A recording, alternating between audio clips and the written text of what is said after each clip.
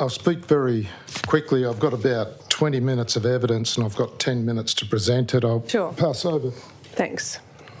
But I thank you for this opportunity, because there are few opportunities for those who disagree with this stadium to express their views in a public forum. And the fear of truth getting about what this stadium is really about is so great that when one of Tasmania's most eminent architects publicly warned about the damage the stadium would do to Hobart's urban heritage, he was rung up by a senior public servant and threatened with the loss of future government contracts. That intimidation of those that care by those in power has a long, dark and shameful history in Tasmania, and it is long past time that it ended. Not simply because it is wrong, but because you in this Parliament have the power to decide if we are better than this, or if that low, corrupted bar of fear and threat is to continue being the hallmark of our island and our government. I don't have time today to dissect the absurd claims made for the benefits of this stadium, which is now being ludicrously spun by the government as a cross between the Louvre, Las Vegas and the Parthenon. I only note that when Minister Guy Barnett updated the ministerial statement of expectations for the Macquarie Point Development Corporation last July, he specifically deleted the clauses that compelled the corporation to ensure all commercial activities were, quote, appropriately costed and delivered, quote, a commercial return, thereby freeing the corporation and the stadium from any sense of fiscal responsibility.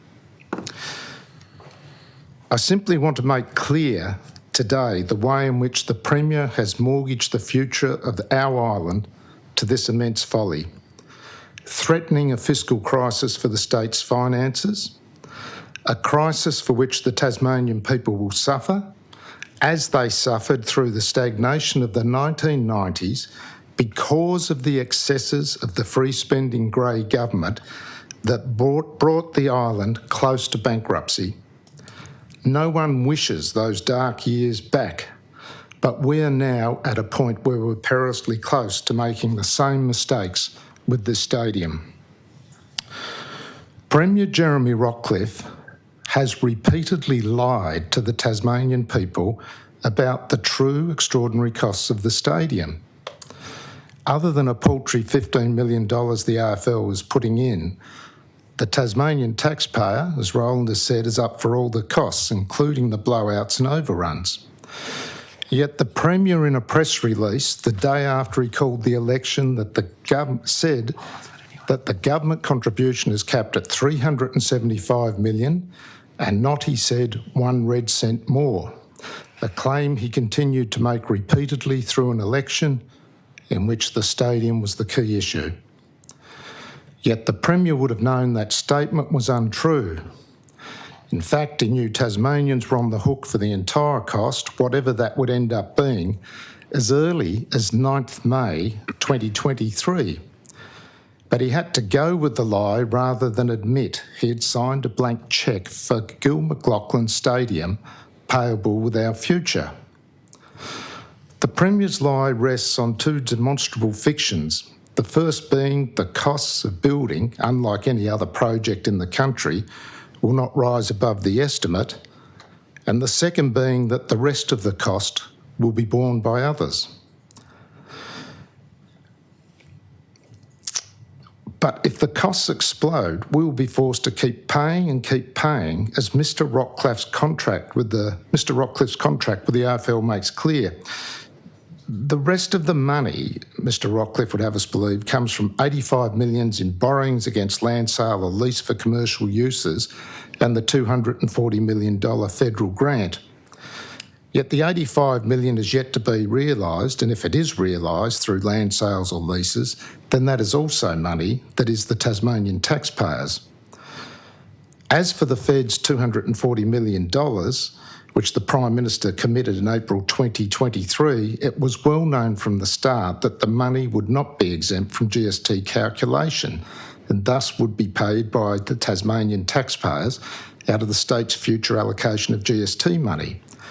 The Premier was taunted about this as early as 9th May 2023 in Parliament by Mr Willie's party, prompting the Tasmanian government writing to the federal government requesting the $240 million being excluded. Tellingly, the Premier said on that day this was subsequent to conversations with the Federal Treasurer, implying he knew as early as then that what the federal government's position and practice was from the beginning and all that meant. Numerous commentators at the time pointed this out publicly, that the state was on the hook for the full amount, as was normal Commonwealth practice. The federal budget, which was brought down that very evening, made the matter crystal clear, if it wasn't before, that the stadium would be, and I quote, place-based co-investments. In other words, that it would be included by the Capital Grants Commission when determining Tasmania's GST, a point that the chair of this committee, Ms Forrest, made herself in a piece she published in the Mercury 6 days later. Yet the Premier and his Treasurer continued to deny these facts to the Tasmanian people about this critical issue and spent the next 12 months pretending Tasmanians weren't on the hook for the full sum.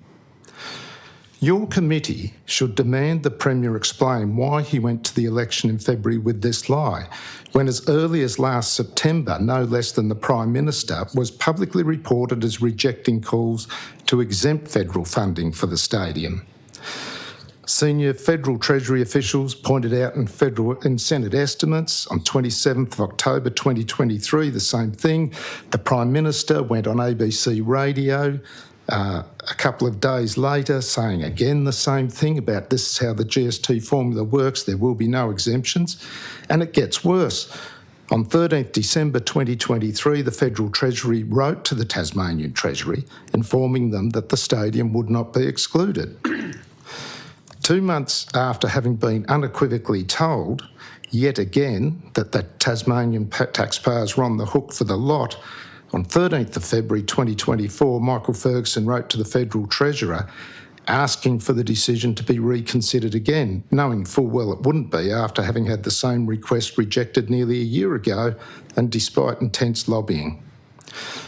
The letter was no more than a pathetic political cover-up for Jeremy Rockcliffe, who called the election the next day, and his subsequent lies through the election, as it would allow the Premier to pretend the matter was not resolved when he knew full well it was. In addition to that $240 million, there is in excess of another $500 million of major works. The sewerage works, costed by Taswater last year at $314 million. The rebuilding of Macquarie Wharf costed last year by Tasports at $240 million. There is, because of the loss of Evans Street, you've got major new roading having to be put in for truck access into Macquarie Wharf, including a major new underpass under Liverpool Street Tasman Highway, one of the busiest arterial roads in Tasmania. No costings have been revealed, but engineers I spoke with have put the sum at $100 million. Fourth, we have Cricket Tasmania, which, furious with the Premier over the abandonment of Blunston Arena, have now demanded a new high-performance centre with 2 ovals in return for playing any games at the Macquarie Point Stadium. Dominic Baker, the CEO of Cricket Tas, told the ABC in February, no cricket will be played at Macquarie Point until the new facility is built. So they've put a gun to Premier Rockcliffe's head, and of course, although he said nothing in his immense Elmer Fudd-like weakness, he will say yes to this also. As it seems to be pointedly modelled on the AFL High Performance Centre in its infrastructure, let's say it costs the same, $60 million. And if we put all that together, we come up with $694 million in extra costs. That takes the cost for the stadium up to $1.4 billion. And that's before cost blowouts. I want to talk very quickly, I'm nearly out of time. The world expert on mega projects is Oxford Professor Bent Flyborg. He's consulted on these projects all over the world. He's compiled a database of over 16,000 mega projects. What he discovered was truly shocking. 99.5% of projects go over budget, over schedule, under benefit. Only 0.5% of projects are on budget, time and promised benefits. It's hard, writes Professor Flyberg, to overstate just how bad the record is. What he discovered with major buildings is that the actual mean cost overrun of a major building is 62%. That's based on 16,000 projects. At 62%, the cost of the stadium, based on world's best data, is that the stadium would cost 1.1. But even if you build in a 62%, 1.1 billion, a 62% buffer into your budget, Professor Flyberg warns you have still dramatically underestimated the danger. 39% of all building mega projects go over that mean, to the point of reaching a staggering 206%. In other words, based on the global evidence, the stadium has a 4 in 10 chance of costing 206% more than 715 million. That would make it 2.1 billion. So if you add the 694 million for the ancillary costs, and let's be kind and forget the inevitable cost blowouts, we arrive at a figure of somewhere between 1.8 billion and 2.8 billion for the stadium, based on the best global data. And who's going to ensure that the costs do not blow out? And I'm glad you mentioned those tremendous public servants you had in, because they're the same brilliant bureaucrats that paid Alistair Clarkson $100,000 for a report on the Tassie AFL team, including the stadium, that Alistair Clarkson never delivered. And they didn't ever make him deliver it. $100,000 is not $2 or $3 billion, admittedly, but it's not nothing. It is more than the annual average salary of a Tasmanian of $86,480. If the Tasmanian government and those tremendous bureaucrats are more than happy to waste a Tasmanian's annual salary on little more than a premier's photo opportunity, how can we trust them to manage a project of such staggering complexity as this stadium on an untried design in a difficult location removed from major centres? And to put this in context, there is no pot of gold, no endless treasure chest that we're drawing upon. The Tasmanian budget is approximately 9 billion, and according to no less a figure than Sol Eslake, the budget net debt is projected to blow out to almost 8 billion in 2027. That the Premier, with all the glee of an adolescent online shopping with his parents' credit card, bought a stadium, doesn't make the purchase wise or right.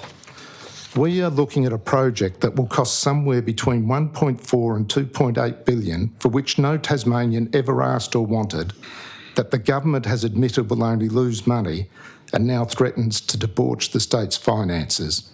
And there will be very real costs to Tasmanians from the stadium.